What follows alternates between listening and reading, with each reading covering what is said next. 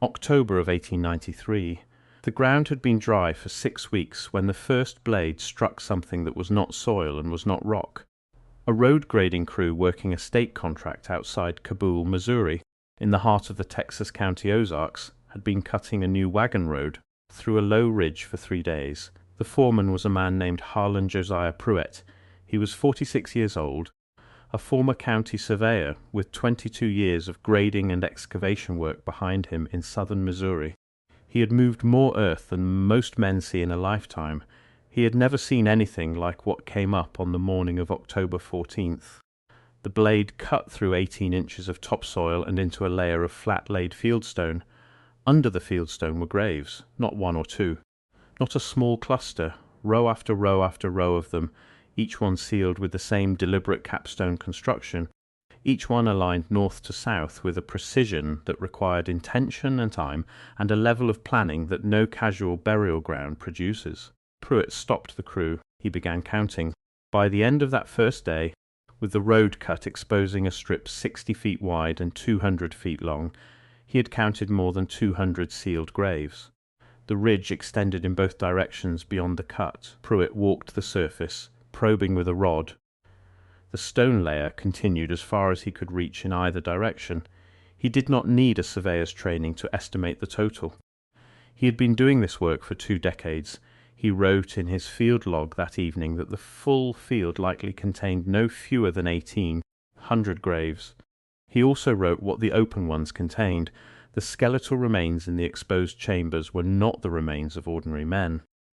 The femur bones alone, which Pruitt measured against his own body and against a standard 6-foot measuring rod he kept in the grading wagon, were longer than any he had encountered in 22 years of work that had taken him through dozens of known burial sites across the Missouri and Arkansas Ozarks. The skulls were proportioned accordingly, one complete skeleton, which Pruitt and his crew chief measured together on the afternoon of the second day, stretched to 8 feet 2 inches from crown to heel. Pruitt sent a rider to the Texas County seat in Houston, Missouri that same evening. By the morning of October 17th, 2 men had arrived from the county land office. They spent 4 hours at the site. They spoke to no one on the crew except Pruitt. That afternoon, they left. By October 22nd, Pruitt had received written instructions to resume grading on an accelerated schedule. The instructions did not mention the graves. They did not mention the remains. They specified only that the road was to be completed by November 15th and that any material encountered during grading was to be treated as standard fill. Harlan Josiah Pruitt completed the road on schedule. He never worked another state contract in Missouri. The official record of the Texas County Road Construction Project for the fiscal year 1893 to 1894 is held in the Missouri State Archives in Jefferson City. The project log lists the Kabul Ridge section as completed without incident. There is a line item for additional fill material ordered during the October grading phase. There is no explanation for why additional fill was needed on a ridge cut that should have produced surplus material rather than requiring it. The fill was ordered because the graves had to be covered. The road was laid over the top of them. Harlan Pruitt was not a man who walked away quietly. He had a surveyor's instinct for documentation and a stubborn conviction that what he had seen was worth recording. Within 3 weeks of completing the road, he filed a written account with the Texas County Recorder's Office in Houston, Missouri. The account was 6 pages. It included the measurements of the exposed remains, his estimate of the total grave count, the date of the county land office visit, and the names of the 2 men who had come to the site. That filing is no longer in the Texas County Recorder's Archive. The index entry for it is. In the Recorder's Deed and Miscellaneous Filing Index for November 1893, there is an entry for a document submitted by Harlan J. Pruitt, described as a field account, 6 pages, received November 7th. The document number was assigned. The physical document is gone. The index page that references it has not been removed, which suggests whoever took the document did not know or did not care to check whether the index survived. It survived. Pruitt died in 1901 at the age of 54. His family attributed his death to a lung condition that had worsened over several years. His son, George Ellsworth Pruitt, told a neighbor in 1934, a conversation the neighbor recorded in his own diary, which passed to the Christian County Historical Society in Nixa, Missouri in 1977, that his father had spoken about the Kabul site until the end of his life, and had believed until the day he died that someone would eventually come back and open that road. No one ever did. Before we go further, if you find these buried investigations as compelling as I do, hit subscribe so the next one reaches you when it drops. The algorithm tends to suppress this kind of research unless you tell it otherwise. Now, back to Kabul, and to the two men whose names Pruitt put in a document that someone later removed. To understand what was under that Ozark Ridge in October of 1893, we have to go back, not just a few years. We have to go back to a Missouri that the settlement histories have consistently failed to describe accurately. The Ozark Plateau had been inhabited for at least 10,000 years before European contact. What the early American surveyors found when they began systematic land grant work in Missouri Territory in the 1810s and 1820s was a landscape so thoroughly marked by earthwork construction that the first federal survey teams could not complete their work without constantly documenting what they were walking through. Henry Rowe Schoolcraft, explorer, geologist, and one of the most credible field observers to work the Ozark interior, travelled through southern Missouri in 1818 and 1819 and published his account in 1821 under the title Journal of a Tour into the Interior of Missouri and Arkansas. In that account, Schoolcraft describes, in precise language, a series of burial mound complexes in the current river valley south of Kabul. He describes their scale as unlike anything he had previously encountered east of the Alleghenies. He describes opening one mound with his party and finding remains that he characterizes as belonging to a race of men considerably exceeding the common stature. Schoolcraft was a trained observer writing for a scientific audience. That account has been available since 1821. It is almost never cited in discussions of Ozark prehistory. The reason is not obscure. The account does not fit. 40 years after Schoolcraft, a county surveyor named Absalom Fletcher Crane was completing land parcel work in Texas County in 1861 when his crew encountered a partially collapsed mound complex 3 miles east of what would later become the town of Kabul. Crane documented the complex in his survey field notes. He described stone-lined burial chambers. He described remains. He described measurements. Crane's original field notes are held in the Missouri State Land Survey Archive in Rolla. They have been there since the Land Survey Office transferred its records in 1912. They are accessible. They have not been cited in any published history of Texas County. Enter Ruth Annette Holloway. Holloway was a school teacher and self-trained local historian based in Kabul from 1921 to 1958. She spent 3 decades collecting oral accounts from older residents of Texas County, farmers, woodcutters, road crews who had encountered unusual structures or remains during their work in the Ozark Hills. She compiled these accounts into a manuscript she called The Hidden Field, which she completed in 1954 and attempted to submit to the Missouri Historical Society in St. Louis for publication consideration. The Missouri Historical Society declined to publish it. Their rejection letter, which Holloway kept and which her niece donated to the Texas County Genealogical Society in Mountain Grove in 1971, described the manuscript as containing material of an unverifiable nature unsuitable for the Society's publication standards. The manuscript itself is in that same collection. It is 212 pages. It references Pruitt's roadwork by name. It references the index entry in the recorder's office.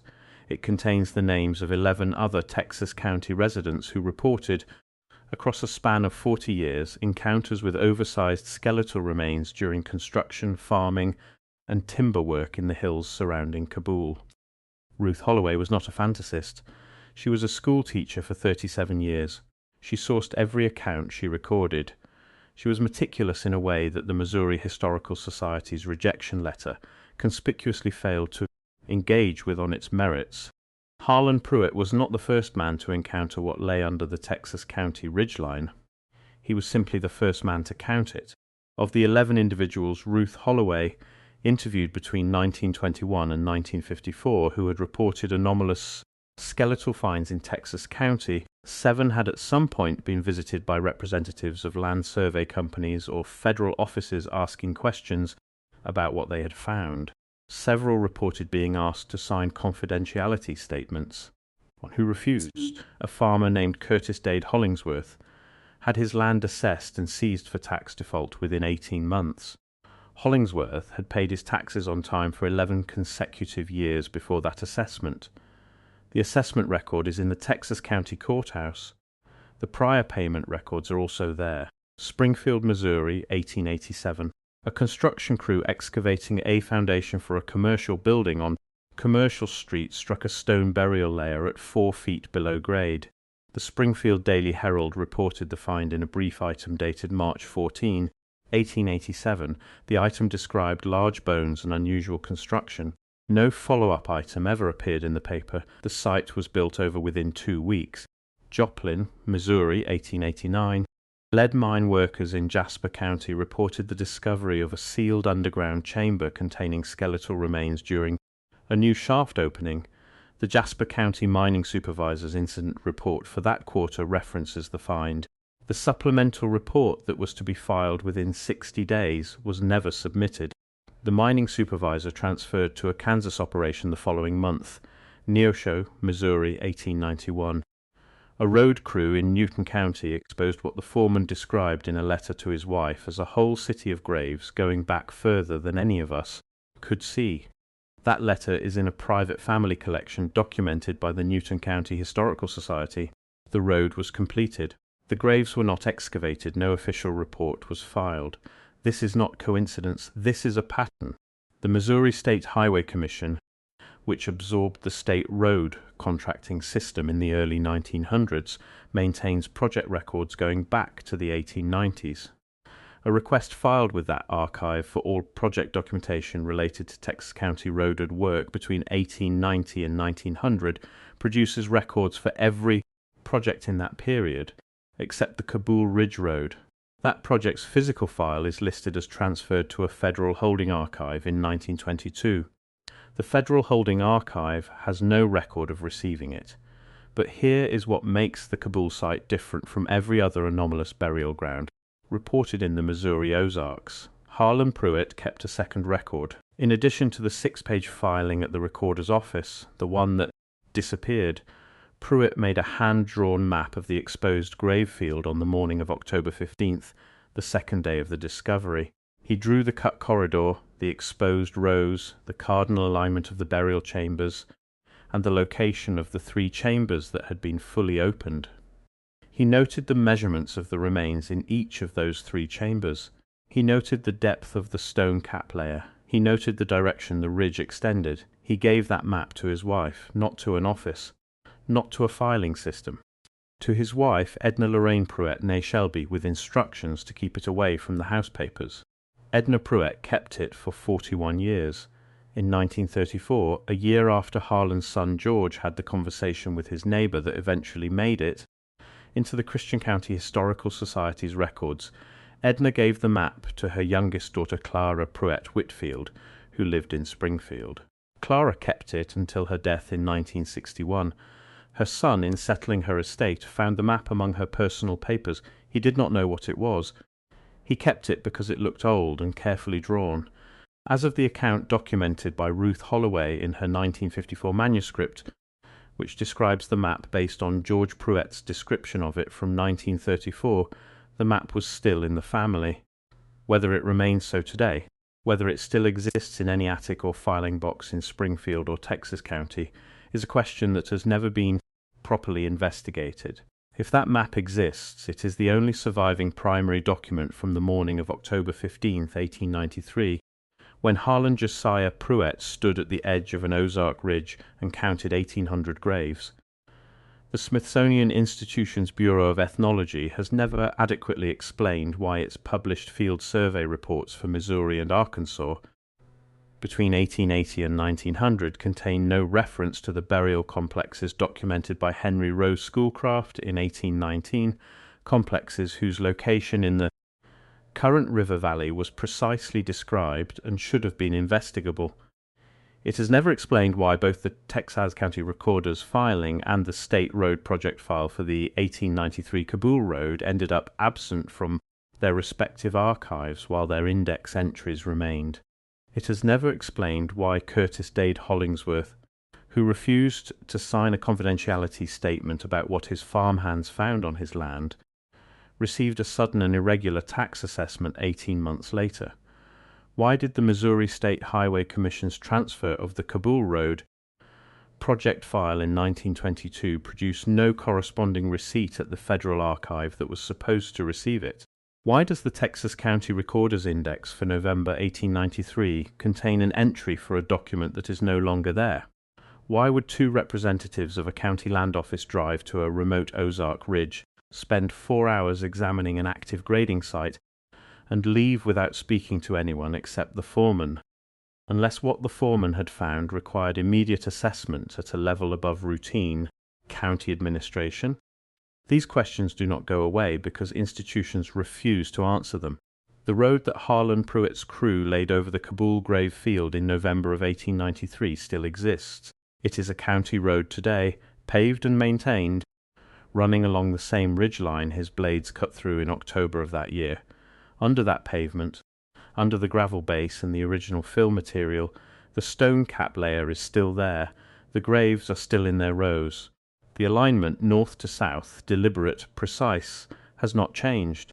Whatever is in those chambers has been undisturbed since October 1893, sealed not by intention this time, but by asphalt and inattention, and the simple fact that no one in a position to investigate has ever chosen to look.